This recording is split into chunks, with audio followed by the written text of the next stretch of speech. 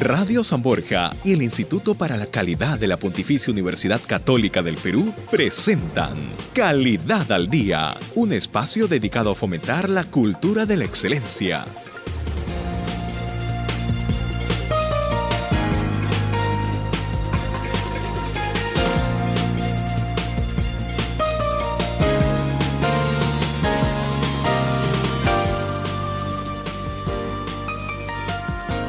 Hola, ¿qué tal amigos? ¿Cómo están? Amigos y amigas, muy buenas tardes. Bienvenidos a Calidad al Día, el programa de radio del Instituto para la Calidad de la Pontificia Universidad Católica del Perú. Bienvenidos todos, muchas gracias por acompañarnos, gracias por ser parte cada miércoles a esta hora de Calidad al Día. Gracias por estar con nosotros, gracias por sintonizarnos, gracias por sus correos, gracias por los mensajes, gracias por las llamadas durante el programa. Bienvenidos todos a ser parte de Calidad al Día. Hoy el menú que les proponemos es un menú intenso, con buenos temas. Vamos a comenzar hablando de la gestión de proyectos. La planificación direcciona, sin duda, ¿no es cierto?, el éxito de la empresa, cómo asumamos nuestros retos. Esa consecuencia, esa consecución de metas que se mide además con indicadores muy claros, ¿no es cierto? Para llegar a ellos hay que planificar. El resultado es un producto o un servicio que lo que obtiene son los estándares requeridos. En ese sentido, la planificación es la columna vertebral de cualquier proyecto. Y ese plan hay que saber gestionarlo, y hay que saber organizarlo, y hay que saber liderarlo, y hay que saber dirigirlo, y hay que saber organizarlo, priorizar, en fin, una serie de elementos de las que vamos a hablar en el programa con nuestro primer invitado. Más adelante vamos a hablar de la gestión de residuos. Es un tema clave. Las dificultades que se presentan en el manejo de los residuos nos llevan a reflexionar sobre la vulnerabilidad de nuestras ciudades frente a un tema tan sensible y tan delicado y con tantas aristas como es la salud pública y el cuidado del entorno. Conoceremos además cómo se tratan los residuos según una experiencia latinoamericana, la experiencia colombiana, y a partir de ella aprenderemos. Vamos hacia el final del programa. Estaremos trabajando también el tema de la gestión de residuos, pero con otro invitado que ve temas de consultoría y dirección de proyectos. Con él vamos a hablar también de los temas de segregación desde la fuente, la planta de separación de residuos, los residuos orgánicos, en fin, todo un tema ligados a la gestión de residuos. Y hacia el final del programa vamos a hablar de la gestión de las emociones. Autoconocerse y gestionar, ¿no es cierto?, nuestras emociones, que no es otra cosa que organizarlas, que manejarlas bien, que tener inteligencia emocional y saber entenderla y aplicarla, nos permite reflexionar un montón sobre la calidad de vida que llevamos.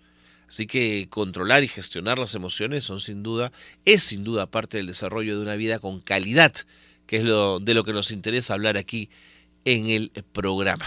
Si la productividad no se vive con los años que se lleva o se tiene, sino en la seguridad de ser feliz con lo que se tiene y lo que se vive, a veces las cosas pueden ser diferentes.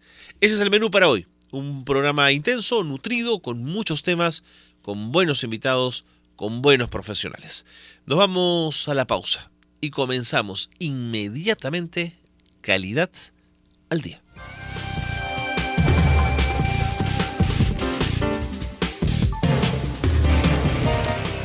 Muy bien, y para el tema de gestión de proyectos nos acompaña el profesor Gonzalo Flores Roca.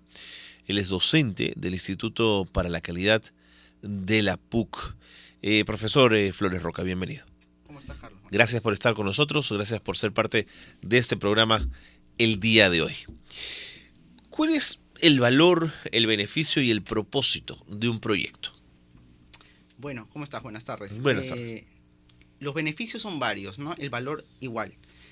Podemos decir de que dentro de los beneficios que se evidencian con mayor claridad dentro de lo que es gerenciamiento de proyectos, está el aprender de las lecciones, es decir, todo lo que es gestión del conocimiento, es decir, las experiencias vividas en proyectos, cómo vamos a poder documentarlas para en posteriores proyectos que se generen, tener ya qué cosas no vamos a o qué errores no vamos a volver a cometer.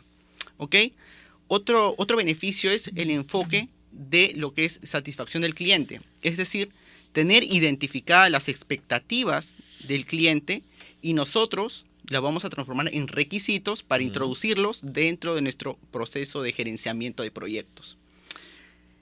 Otro beneficio que podemos tener es que permite una rápida identificación de riesgos. No tenemos que esperar que ocurran los riesgos para recién tomar acciones, sino tenemos que adelantarnos, es decir, planificar todo el tema de gerenciamiento de riesgos. Es decir, dentro de lo que es un método de gerenciamiento de proyectos, está el tema de gestión de riesgos. ¿Ok? Tenemos que tener identificados estos riesgos y generar planes de contingencia para evitar que estos se plasmen en la realidad. Cuando se habla de proyectos y la gestión de estos, ¿siempre se le ha mencionado así? ¿Se le ha llamado así? ¿Gestionar proyectos o es una terminología nueva, una forma de entender el desarrollo de los proyectos nueva, novedosa? Siempre el concepto de gerenciar un proyecto ha estado presente, ¿no? Lo que ya para darle un término mucho más actualizado es el concepto de gerenciamiento de proyectos. Si estamos hablando de lo que es gerenciar proyectos, podemos ir desde el periodo de la Segunda Guerra Mundial, que se comenzaron a gerenciar de una manera mucho más técnica lo que son los proyectos. Entiendo. ¿Ok? Y tenemos que conceptualizar el concepto de proyecto. ¿Qué es un proyecto, no? Un proyecto viene a ser una secuencia de actividades planificadas en un tiempo establecido, que es diferente a lo que es el concepto de procesos. Un proceso es un conjunto de actividades cíclicas, es decir, no tiene un inicio ni un fin establecido, sino va a ser siempre el bucle de inicio y fin, y van a generar un proceso, o mejor dicho, van a generar un producto o un servicio que en el caso de un proyecto va a ser único. En el caso de un proceso siempre se va a repetir el mismo servicio o el mismo producto. De acuerdo. Ahora, cuando hablamos de proyectos, ¿estamos hablando de cualquier tipo de proyecto o estamos hablando de proyectos ligados, pienso a la ingeniería civil, a la infraestructura, que es un poco lo que uno piensa como proyecto grande? Exacto. Pero no necesariamente. No necesariamente. El tema de gerenciamiento de proyectos o qué es un proyecto en sí, nosotros mismos vamos a decidir qué es un proyecto. Ok. Y entendemos de la manera más fácil para tus radioescucha que el concepto de proyecto lo podemos definir como la secuencia o las horas hombre involucradas dentro de un proyecto. Es decir, una secuencia de actividades que van a ser pautadas conforman un proyecto. Tantas horas que se inviertan en un proyecto van a ser definidos como proyecto en sí u una secuencia de actividades simplemente. Las horas hombre invertidas van a permitir, o es una variable de diferenciar qué es simplemente una secuencia de actividades y qué es un proyecto propiamente dicho. ¿Desde qué momento y cómo se comienza a gestionar un proyecto? Desde la recepción de las expectativas del cliente. Ok. Nosotros tenemos que... el concepto de gerenciamiento de proyectos se liga mucho al concepto de calidad. Es más, dentro del gerenciamiento de proyectos hay un área de conocimiento que se llama gerencia de la calidad. Nosotros que tenemos que identificar diversas cosas. Desde las expectativas del cliente, podemos pasar a la parte de stakeholders, que es las partes interesadas, que es una parte muy sensible para la consecución o la culminación de un proyecto. ¿Okay? La correcta identificación de partes interesadas, o stakeholders como se les denomina, van a garantizar la continuidad o el éxito de un proyecto. ¿En qué momento un proyecto se convierte en una realidad? ¿Durante el proceso? ¿Durante el momento en el que se está desarrollando o cuando se termina? Cuando se entrega. Cuando se entrega. Claro, cuando es de inicio a fin, cuando se entrega acorde a las especificaciones que el cliente solicitó. Es por eso que te comentaba hace un rato de que es inicio y fin, ¿verdad? Establecido. ¿Cuánto cuesta hacer un proyecto?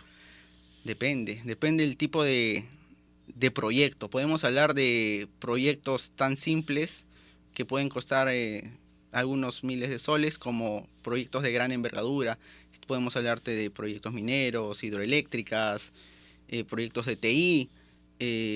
Un proyecto de pequeña empresa, una cosa pequeñita. Un proyecto. Y claro, no tiene forma de ser de decir si es caro o barato, ¿no? Exacto, ¿no? Va a depender mucho de del nivel de, en este caso estamos hablando de empresas, el nivel de ventas, ¿no? Se va a relacionar mucho también el presupuesto que se destinen para los que son proyectos. ¿Qué tipo de indicadores manejan en una gestión de proyectos? Diversos tipos de indicadores. Tenemos indicadores desde el punto de vista de tiempos de entrega, Ok. de calidad, ¿verdad? El tema de recursos humanos. Son diversas áreas del conocimiento que comprenden una metodología que es la que en el Instituto de la Calidad impartimos a nuestros estudiantes, que es un enfoque del Project Management Institute, que es un instituto americano que da, que se desarrolla dentro del Instituto de la Calidad. ¿Ok? Esto se desarrolla en base a un diplomado, ¿no? Que está conceptualizado por áreas de conocimiento, ¿no? Se tienen en la actualidad 11 áreas de conocimiento, las cuales desarrollamos y que se interrelacionan todo para lo que es el gerenciamiento de proyectos. Interesante. Ahora, usted me ha comentado que dentro de la gestión de proyectos hay varios niveles de gestión. Gestión de riesgo, gestión de la calidad y tal. En un proyecto grande, en un proyecto gigantesco, en un proyecto, digamos, de gran envergadura y que tiene un gran desembolso económico, quien gestiona el proyecto, ¿qué miradas tendría que tener para gestionar correctamente ese proyecto? O sea, ¿qué otras gestiones tendría que tener sí o sí para que el proyecto desarrolle con eficiencia? Dentro de lo que es gestión de proyecto, tenemos que tener en cuenta lo que son 3 restricciones básicas. El tema del tiempo, que es decir, el proyecto, los plazos en que se debe ejecutar. Tenemos el tema del presupuesto, que es la factibilidad financiera de un proyecto que está soportado en un presupuesto. Y en tercer lugar tenemos el tema de los alcances, que son la secuencia de actividades necesarias para lograr los objetivos del proyecto, propiamente dicho. ¿Ok? Es decir, identificar alcance nos podemos de una manera fácil ejemplificar. Bueno, el hecho de, digamos, elaborar una torta, ¿no? A ver. Si estamos elaborando una torta, nuestro alcance puede variar, ya sea desde la compra de insumos hasta la producción de la torta. Ok. Ese es un alcance. Pero otro alcance podría ser desde la compra de insumos hasta la comercialización de la torta. ¿Ok? Son 2 alcances diferentes, ¿verdad? Una cosa es hasta producirlo y otra cosa es hasta venderlo. Son 2, eso es alcance, el conjunto de acciones que tenemos que desarrollar para lograr el objetivo. Y el objetivo que es la venta o la producción. ¿Cualquier perfil profesional puede gestionar exitosamente un proyecto? ¿O habría que poner un poco más la carga, la mano sobre un administrativo o sobre un ingeniero? Cualquier tipo de profesional que tenga las habilidades, las competencias para lo que es gerenciamiento de proyectos puede realizarlo. Pero siempre es importante tener el juicio experto. ¿Ok? ¿Ese quién lo tiene? Ese es dependiendo del rubro, ¿no? Como yo siempre digo, el estilo de gestión es único. Okay. Lo que cambia es la especificación. ¿Ok? Si voy a hacer un proyecto de TI, que es tecnología de la información, necesito personas que sepan el tema de sistemas, ¿no? Si necesito a un profesional de la parte civil, necesito un ingeniero civil. O sea, lo que va a variar es la especificación. Esa es la idea. Una empresa grande puede asumir al mismo tiempo varios proyectos, o la sugerencia sería enfocarse en uno o en 2 muy importantes y no diversificar un poco mis esfuerzos. El tema justo de gerenciamiento de proyectos es un tema cultural, ¿ok? Es un tema que tiene que interiorizarse dentro de las organizaciones. Y respondiendo a tu pregunta, la respuesta es sí. Sí pueden haber varios proyectos ejecutándose de forma paralela. Eso es lo que nosotros llamamos dentro de gerenciamiento de proyectos portafolios. Un portafolio son varios proyectos que se van realizando paralelamente. Y hay otra metodología que es gestión de portafolios, que es diferente a gestión de proyectos. ¿Qué haces en la gestión de portafolios? Ve la correcta asignación de recursos en diversos proyectos. O sea, un recurso puede ser utilizado tanto en el proyecto A, B o C en diferentes tiempos. En vez de estar utilizando un recurso para A, un recurso para B, un recurso para C. Pero ese alguien tiene que conocer todos los proyectos a la perfección, ¿no es cierto? Es que es el gerente de proyectos, exacto. Es el gerente de la oficina de oficina de proyectos. Y ahí minimizas costos. Esa es la idea, minimizar costos. Claro, pienso en una inmobiliaria, 6 edificios a la vez. Yo estoy pensando, el tractor que alquile, no sé, el Caterpillar que alquile, ¿cómo hago para que me sea eficiente en las otras obras y me ahorro gestión de proyectos? Exacto, esa es la correcta asignación de recursos, ¿no? Interesante. Esa es la metodología. Entonces usted me dice que no necesariamente el perfil es el perfil técnico de un ingeniero, de un administrador, sino depende del rubro en el que uno está metido.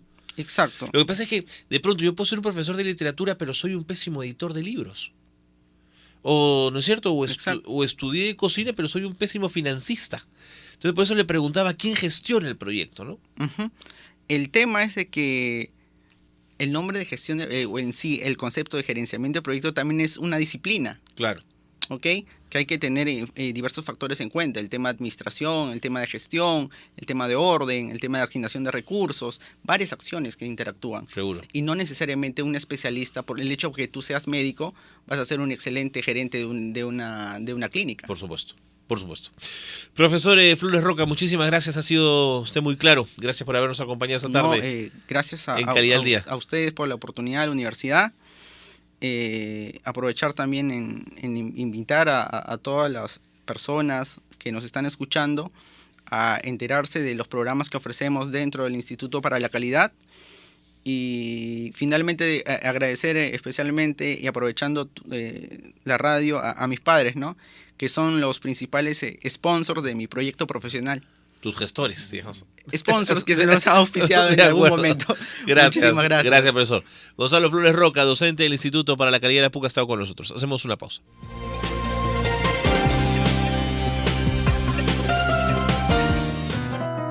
Tips para la calidad. Identifique el desempeño de sus procesos.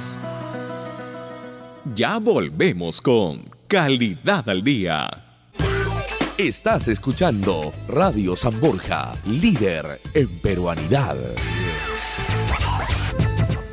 Todos los sábados de 4 a 5 de la tarde, Entre Café y Café, donde encontrarás más que una noticia. Entre Café y Café, por Radio San Borja 91.1, líder en peruanidad. Es una producción de la Escuela Profesional de Ciencias de la Comunicación de la Universidad de San Martín de Porres. De lunes a viernes a las 5 de la tarde. Emprendedores por Lima. Propuestas y actividades de emprendimiento. Historias de éxito y especialistas en temas empresariales. Emprendedores por Lima con Moisés Mieses. Porque aquí demostraremos que Lima es una ciudad de emprendedores. De lunes a viernes de 10 a 11 de la noche y domingos de 8 a 10 de la mañana, un programa de fe, amor y esperanza. La voz de la liberación. De la Iglesia Pentecostal, Dios es amor. La voz de la liberación por los 91.1 de Radio San Borja. Porque comer en el Perú es sentir aromas, disfrutar sabores, conocer productos fabulosos y exóticos. Radio San Borja, líder en peruanidad, orgulloso de contar con la marca Perú. Continuamos con Calidad al Día. Tips para la calidad. Mantenga orden en sus registros para encontrarlos fácil y rápidamente.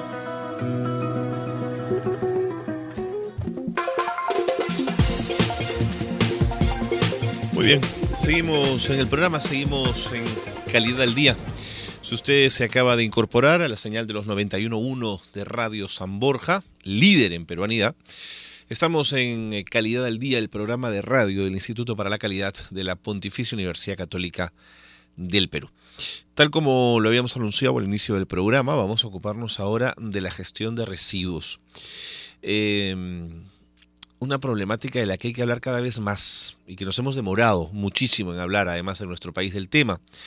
Tenemos que hablar de las dificultades que se presentan en el manejo de residuos en nuestra ciudad y que además evidencian vulnerabilidades en términos de salud pública muy grandes, en salud pública, por ejemplo, en el cuidado del entorno en ciudades como esta, qué duda, ¿no es cierto? En ciudades como las nuestras, qué duda cabe. Estamos con Marta Díaz, gerenta de la consultoría y dirección de proyectos de CIDEP de Colombia. Profesora Díaz, bienvenida. Bueno, muchas gracias, buenas tardes. Gracias por estar con nosotros. Bueno, gracias por la invitación que me hacen. Un gusto. Bueno, Le propongo un poco definir el tema, no tenemos muchos minutos, para llegar un poco a la experiencia colombiana y hacer un comparativo. Empezaría preguntándole si todo residuo es residuo. ¿A qué le llamamos residuo? Bueno, en general le llamamos residuo a todo lo que el generador rechaza.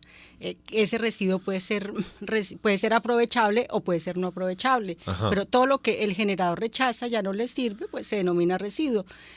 Correcto. Eso que rechazo, ¿cómo debo entregarlo al que gestiona el residuo? ¿Cuál es la mejor forma de entregárselo para un mejor aprovechamiento de este?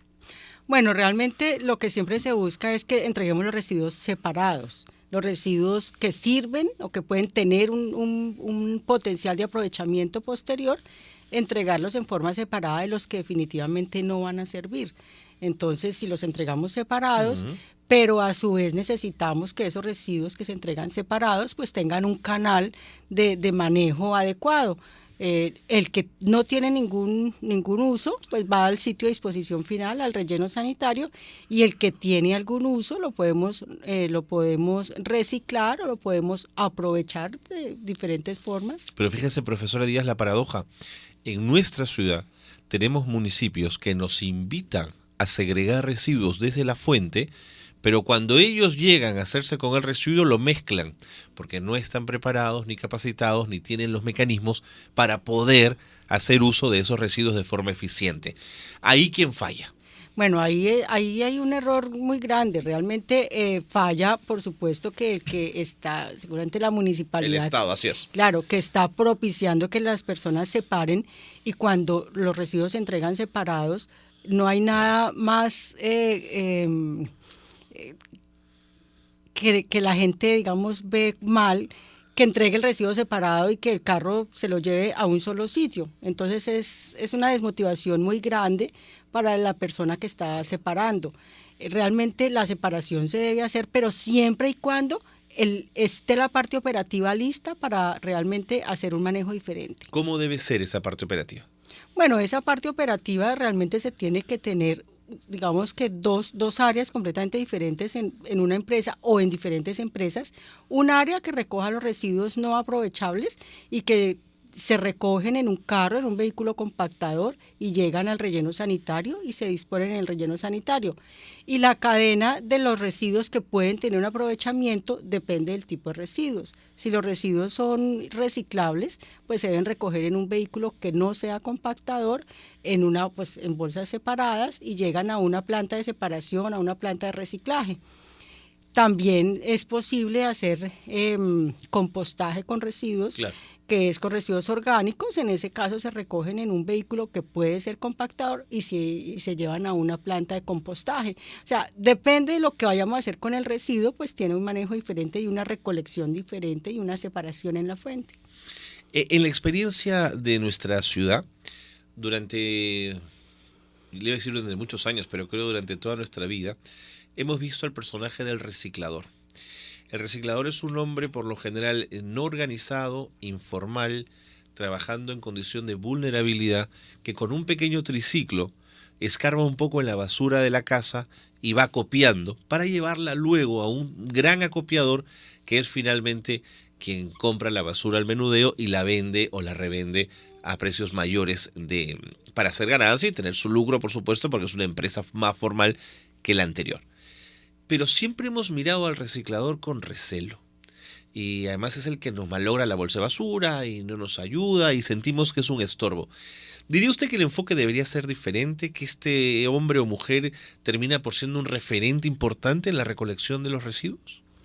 Bueno, digamos que el tema de los recicladores es un tema común a los países latinoamericanos. ¿En Colombia también los tienen? Claro, por supuesto. En Uruguay, en Colombia, en Ecuador, en Brasil, realmente recicladores hay, en Centroamérica también. Okay.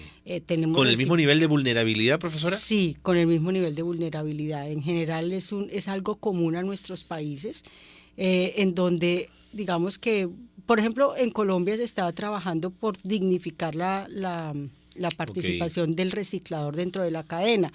Desde ese punto de vista, digamos que no es lo mejor que las personas estén escarbando los residuos. Realmente lo que al tratar de separar los residuos y entregarlos en bolsas separadas y en una cadena distinta, pues lo que se busca es que la persona no tenga que estar sacando de la basura la parte que le va a servir, sino si se le entrega separado, él va a tener dignificar un poco la actividad.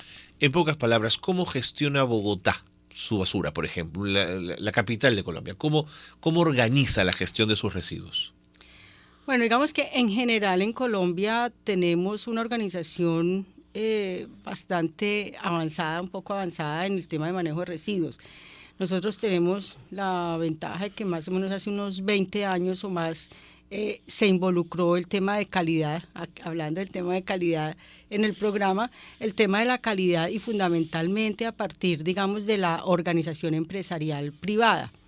Okay. Al tener empresas organizadas, obviamente con una mejor calidad y con unos lineamientos pues distintos a las empresas públicas, se ha logrado mejorar mucho la calidad del manejo de los residuos en el país. ¿Empresas privadas para el recojo? Perdóneme. Sí, para el recojo y para la disposición, para todo. Okay. Desde que empezó el sector privado en el país, la calidad del servicio ha mejorado mucho. Pero eso va ligado a un tema también muy importante y es el tema del costo y el pago tarifas o arbitrios que le llaman acá. Uh-huh. El país en Colombia se ha trabajado desde hace unos años en buscar que realmente se paguen los servicios públicos. Y nosotros los cobramos con un servicio que es el acueducto normalmente, o el acueducto o la energía, no como un impuesto, sino como un servicio público. Lo que quiere decir que mensualmente la persona o el usuario está pagando no solamente el agua, sino también el aseo. Entonces, los operadores o los prestadores de servicio público de aseo, pues tienen un flujo de recursos mensual con un muy buen nivel, porque el nivel de recaudo en las ciudades grandes realmente es un buen recaudo, tiene un buen nivel, una eficiencia bastante alta. Entonces eso hace que las empresas tengan recursos y pues porque el servicio cuesta la recolección, cuesta la disposición. Si queremos tener un relleno sanitario adecuado. Eso le quería preguntar, ¿tienen botaderos importantes? Nosotros, primero no, botadero y relleno es distinto. De acuerdo. Entonces aclarando eso, en Colombia se viene trabajando desde hace más o menos 10 años en el cierre de botaderos y la implementación de rellenos sanitarios regionales. En el país, el 90% de los residuos sólidos se llevan a rellenos sanitarios organizados y bien operados. Todavía tenemos un 10% que tiene algunas otras formas de manejo que no son muy buenas, pero se está trabajando en el cierre de botaderos y en la implementación de rellenos sanitarios regionales. ¿Allí donde estuvo el botadero, hago el relleno o no necesariamente? No necesariamente. Y para mí, preferiblemente no. No. Realmente se busca trabajar en nuevos sitios, partiendo de cero. Realmente un sitio que está ya afectado ambientalmente, que no fue adecuadamente manejado, convertirlo a relleno no es lo más fácil. Entonces, en predios aledaños o en nuevos predios se busca hacer los rellenos sanitarios.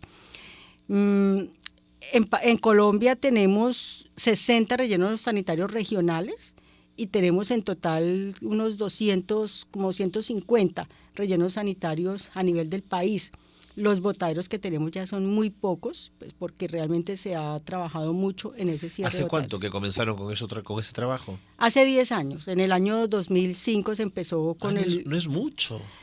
O sea, en poco tiempo han hecho un montón. Bueno, sí, claro que... Se lo digo porque el número de distritos que hay en nuestro país frente a la cantidad de rellenos sanitarios, estamos en un déficit espeluznante en nuestro país. Claro, la verdad es que en Colombia, antes del cierre de botaderos, ya muchas de las ciudades ya tenían rellenos. No es algo muy novedoso. En Bogotá, por ejemplo, el relleno sanitario de Bogotá, que es un relleno, pues obviamente el más grande del país, empezó en el año 1989. Uh-huh. Entonces, y Medellín también es una ciudad que tradicionalmente de hace muchos años viene manejando rellenos sanitarios. Entonces, no es algo que empezó en el 2005. En el 2005 lo que empezó fue la obligación de cerrar los botaderos que aún existían, habiendo ya muchos rellenos. Yo recuerdo que era mítico el botadero de Medellín, que aquello cambió mucho, que era una cantidad de basura impresionante la que había ahí. Sí, en Medellín ha habido varios rellenos. Hoy tienen un relleno muy bueno, muy grande, que es La Pradera. Anteriormente tenían otro relleno que también está ya cerrado, y tal vez del que tú hablas es el de Moravia, que era una montaña muy cerca, dentro de Medellín. El relleno de Moravia, que era una... Además ligado a sicariato y a una serie de cosas que ocurrían ahí frecuentemente, por eso lo recuerdo. Sí, luego existió la curva de Rodas, un relleno que duró como unos 20 años, hoy cerrado y un relleno bien manejado, y actualmente ellos manejan un relleno que se llama La Pradera, que está a 70 kilómetros de Medellín. Es que esa es otra cosa, los rellenos ya no están tan cerca de las ciudades. Como en muchas ciudades de Latinoamérica pues está pasando eso, los rellenos cada vez están más distantes, entonces lo que están trabajando ahora, y bueno, ciudades como Buenos Aires maneja hace mucho tiempo estaciones de transferencia para transferir los residuos y optimizar el transporte. Ingeniera Díaz, me quedaría conversando con usted, pero el tiempo me ha ganado. Creo que la experiencia que nos ha contado es valiosísima. Muchísimas gracias. Bueno, seguimos conversando con ella. Me dicen por interno que seguimos conversando. No se vaya, profesora, para seguir hablando de estos temas, de los que hay que hablar, por supuesto. Venimos tras la pausa.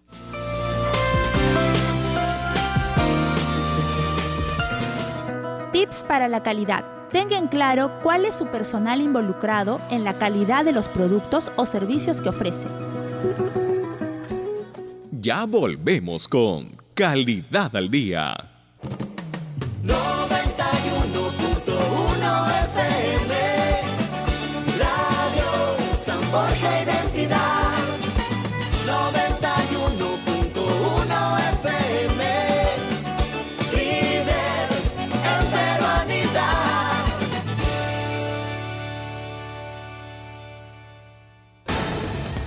San Borja Noticias presenta el avance informativo de esta hora.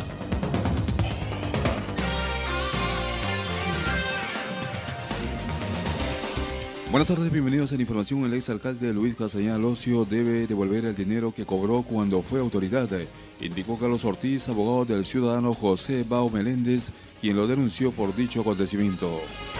En otra información, el parlamentario Sergio Tejada sostuvo que el Partido Nacionalista dejará en libertad a su militancia en Lima para respaldar o no la eventual candidatura a la reelección de la alcaldesa capitalina Susana Villarán. El tránsito vehicular en la carretera que une Huancayo y Huancavelica fue completamente restablecida luego de varios meses de ocurrido un deslizamiento en un cerro a la altura del sector de Cuenca. Continuamos con más información en los 91.1 de Radio San Borja. En el ámbito internacional, el jefe máximo de la FARC, Rodrigo Londoño Echeverry, alias Timochenko, afirmó que su grupo sueña con una paz efectiva, pero advirtió que no aceptará una rendición humillante. En deportes, tras 4 días de entrenamientos en Madrid, la blanquirroja enrumbó con destino a Londres con la consigna de enfrentar este viernes a Inglaterra, cotejo amistoso a jugarse en el mítico estadio de Wembley. Retornamos con más información en 30 minutos. Sigue en sintonía de Radio San Borja 91.1, líder en peruanidad. Radio San Borja es noticias, deportes, cultura, entretenimiento, música, consejos, peruanidad. Escúchanos en los 91.1 FM y en nuestra página web www.radiosanborja.com. Radio San Borja, la radio líder en peruanidad. Continuamos con Calidad al Día. Tips para la calidad. Actualice la información de sus clientes.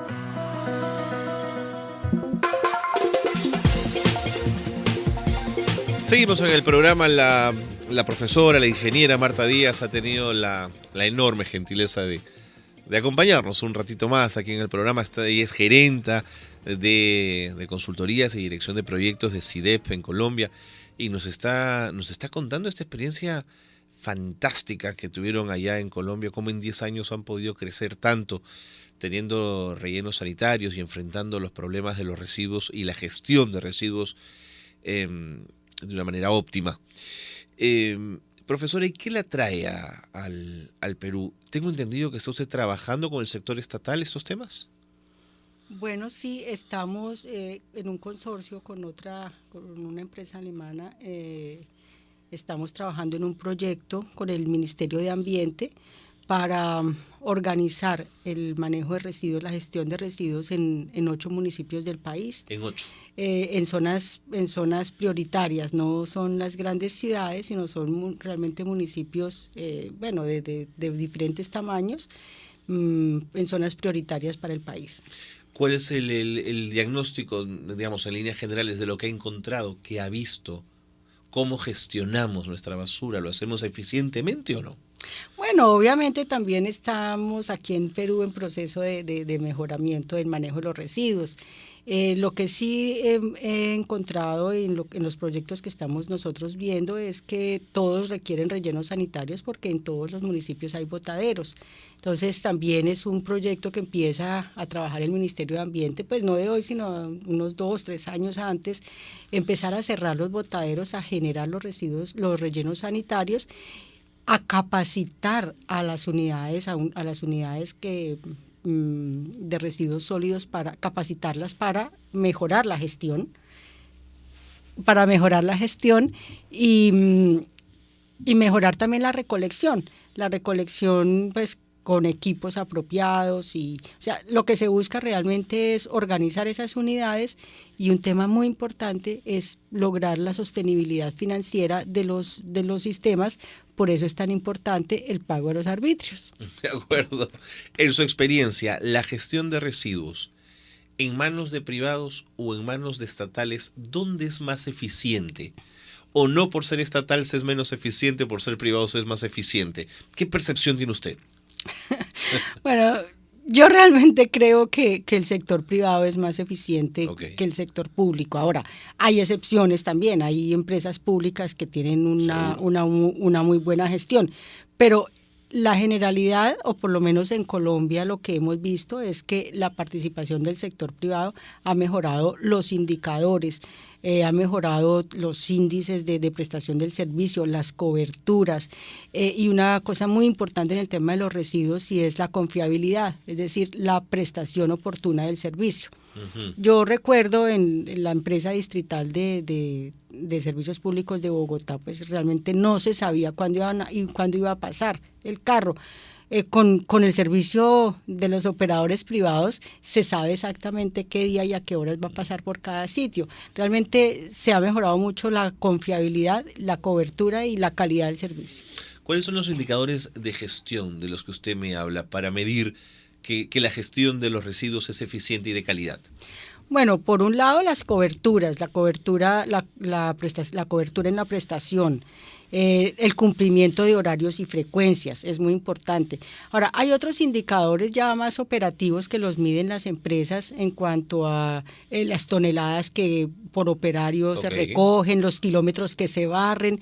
Ahí en el tema de kilómetros barridos, por ejemplo, hay una gran diferencia entre lo que se hace por una empresa privada y lo que se hace con una empresa pública. ¿Sustancialmente? Sí, sustancialmente. Yo, por ejemplo, tuve la oportunidad también de trabajar en Ecuador, y en la empresa que yo estaba asesorando, en cada vehículo había 4 y 5 operarios recogiendo los residuos, mientras que en Bogotá o en Colombia en general se utilizan 2 operarios por vehículo, y obviamente tiene una eficiencia muy alta con 2 operarios en el mismo tiempo, mientras que 5 personas o 4 personas en las empresas, como le dije, la empresa del Ecuador, pues obviamente es una eficiencia mucho más baja. Entiendo. ¿Qué le pasó al alcalde de Bogotá, que fue vacado del cargo por una inadecuada gestión de residuos sólidos, o se trató más de un tema político? En fin, cuénteme un poco. Bueno, yo realmente creo que fue un tema de un mal manejo de la parte del sistema de aseo. Okay. En realidad vacar a un alcalde por eso es un tema importante, es un tema delicado, ¿no? Sí, claro. Bogotá venía operando con operadores especializados y privados desde hace muchos años, con contratos de operación o contratos de concesión a 7, 8 años, y lo que hizo, digamos, el alcalde fue volver a entregarle al sector público, a la empresa pública, desafortunadamente sin mucha organización ni preparación, y eso creó un caos grande en la ciudad. Cuando habla de caos, ¿habla de caos? Sí, caos. De Caos. basura que no se podía recoger, toneladas en las calles, ¿de eso estamos hablando? De eso estamos hablando, sí. De eso estamos hablando. Entonces, digamos, sin una muy buena preparación de la empresa pública, pues fue fue muy traumático para la ciudad, y realmente la calidad del servicio desde esa época para acá ha disminuido mucho, desafortunadamente, en Bogotá. La cantidad de basura que produce nuestro país frente a la cantidad de rellenos sanitarios que tenemos, nos permite inferir con claridad que la mayoría de la basura a algún lado se va, o si no es a botaderos, es a ríos, y por ende después de los ríos llega al mar. Cuéntenos con realidad y con crudeza, si es necesario, ¿qué pasa con esas ciudades que hacen de los ríos sus botaderos? ¿En qué convierten el agua? Bueno, desafortunadamente todavía tenemos en nuestros países municipios que no tienen una alternativa para disposición final y utilizan pues las fuentes de agua para depositar los residuos. Hay que evitar eso, hay que buscarle las alternativas para que tengan unos sitios de disposición, pero claro, los residuos que van a los ríos, pues contaminar, y problemas con la salud y el ambiente pues muy grandes, ¿no? Pero si le entiendo bien, cuando una ciudad decide usar su río como un botadero, como un relleno sanitario, que no lo es, por supuesto, lo que me está diciendo usted es que lo que hay en esa ciudad es un mal recojo de esa basura y una mala gestión de esos residuos. Claro. ¿Al ciudadano no le quedaba otra opción? No, siempre hay una opción. Realmente no es una opción botar los residuos a un río. En ningún caso. En ningún caso es una alternativa. En ningún caso. Desafortunadamente hay municipios que todavía lo hacen, pero no es una opción realmente, no debería ser una opción. Se lo preguntaba porque en la zona de Barrios Altos, en nuestra ciudad, y no sé si ha podido pasearse por ahí, cuando uno ve la margen derecha del río Rímac, en la zona de San Martín de Porres, hay familias que desde sus casas a pie de acantilado tienen unas rampas de madera construidas para que la basura simplemente se desplace como si fuera un tobogán. Pero también te dicen, es que por aquí el carro no pasa, aquí no puede entrar el carro de recojo, y toman la otra opción. Pero yo decía, bueno, entonces entregarle la basura al reciclador, pero no la botes al río. Realmente para todas esas zonas siempre hay alternativas técnicas que se pueden implementar.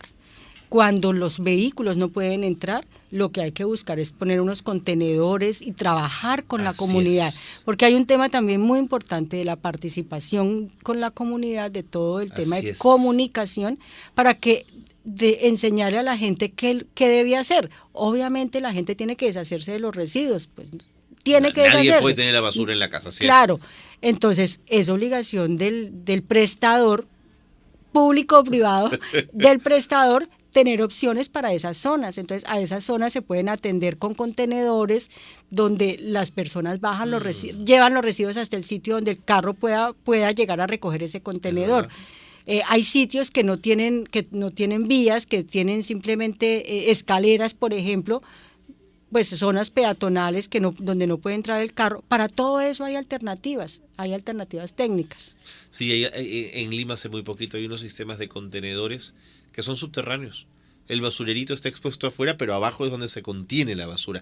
¿Se refiere a eso, a fórmulas como esas? Pues para todo problema hay una solución, entonces hay que buscar la mejor solución. Tuve la oportunidad de ver en una zona, si no estoy mal, en San Borja, los contenedores subterráneos, sí. Claro.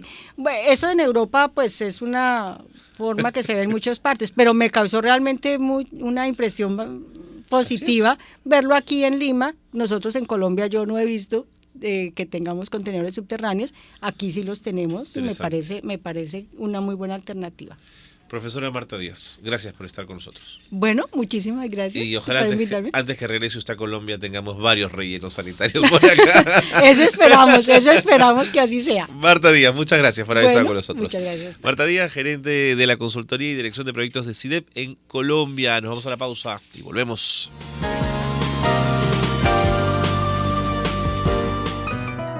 Tips para la calidad. Realice mediciones de los objetivos. Ya volvemos con Calidad al Día.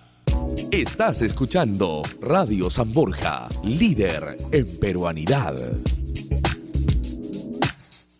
El Centro de Convenciones María Angola presenta Amor, amor. los 27 años de ¿Qué tal, amigos? Les habla Diosdado y Rodolfo, los hermanos Gaitán Castro. este sábado 31 de mayo, 9 de la noche. Centro de Convenciones María Angola. Auspicia Radio San Borja. Todos vuelven. Regálate una hora todos los jueves a las 3 de la tarde y descubre las claves para cuidar tu salud con Suiza Lab en la radio. El periodista Jaime Terán y la doctora Yanoli gratis te llevan los médicos de Suiza Lab a tu casa, auto o trabajo para prevenir las enfermedades. Suiza Lab, garantía de un diagnóstico seguro. De lunes a viernes a las 9 de la noche, Nuevos Líderes para un Nuevo Mundo. Programa educativo con temas empresariales, con la dirección de Julio García. Gracias a Universidad de las Américas, Instituto CIMAS, Academia Precadete Pedro Paulet, Centros Educativos María de los Ángeles y Mi Pequeño Universo. Una realización del Grupo Las Américas. De lunes a viernes de 10 a 11 de la noche y domingos de 8 a 10 de la mañana, un programa de fe, amor y esperanza. La voz de la liberación. De la Iglesia Pentecostal, Dios es amor. La voz de la liberación por los 91.1 de Radio San Borja. Porque una de las nuevas maravillas del mundo se encuentra en el Cusco, Machu Picchu, santuario histórico de la humanidad. Radio San Borja, líder en peruanidad, orgulloso de contar con la marca Perú. Continuamos con Calidad al Día. Tips para la calidad. Realice al menos una auditoría al sistema de trabajo. Muy bien. 4:47. Recuerde los teléfonos de la radio 225-3344 y 224-2363, 225-3344 y 224-2363. Si usted quiere acompañarnos a través de internet, puede hacerlo en www.radiosanborja.com. Ahí hay un botoncito, un radio en vivo, y nos puede escuchar desde su oficina, desde su iPhone, desde donde usted esté. Siempre en Radio San Borja en los 91.1. Y bien, y el último bloque del programa, tal como lo habíamos anunciado, tiene que ver con el autoconocimiento y la gestión de las emociones. Esto, por supuesto, nos permite reflexionar, conocernos, saber sobre la calidad de vida que llevamos. Y estamos con el Leonardo Arilla. Él es director de la consultora Integra Almas de Argentina, que viene a hablarnos de esto que se llama la gestión de las emociones. Cuando me presentaron el tema, yo dije, tiene que ver con inteligencia emocional, pero de pronto estoy equivocado. Leonardo, bienvenido. ¿Qué tal? Gracias por estar con nosotros. Muy buenas tardes. Cuéntame qué es la gestión de las emociones. Bueno, cuando hablamos de gestión de emociones, estamos hablando básicamente de gerenciarnos a nosotros mismos. Ajá. De conectarnos con nuestras fortalezas, con nuestros dones y potenciarlos. Y el trabajo emocional es una parte de eso. ¿Cómo se gestiona estas emociones? ¿Cómo comenzamos? Comenzamos reconociéndolas, o sea, con un proceso de... No sería autoconocimiento, sino de autoobservación. Okay. Primero observarnos qué nos pasa a nosotros, por dónde andamos con nuestras emociones, porque las emociones tienen una connotación como, cuando uno se emociona es como algo negativo, ¿no? Es como que la emoción es llanto, bueno, esa es una de ellas, la tristeza. Claro. Pero hay un montón de emociones, como la alegría, como el entusiasmo, que no son emociones con esa connotación. Entonces nosotros decimos que las emociones son predisposiciones para la acción. Determinadas emociones nos predisponen para hacer determinadas acciones. Y la idea es empezar a trabajarnos emocionalmente para reconocerlas y desde ahí operar y ser más efectivos. Digamos que reconozco mis emociones, que tengo claro cuando estoy alegre, cuando estoy molesto y rabioso, cuando estoy iracundo. Uh-huh. ¿Qué hago con ese conocimiento? Bien, eso lo que te permite es operar mucho mejor, porque desde un lugar puedo tener una conversación y de otro lugar no la puedo tener, y elijo los momentos.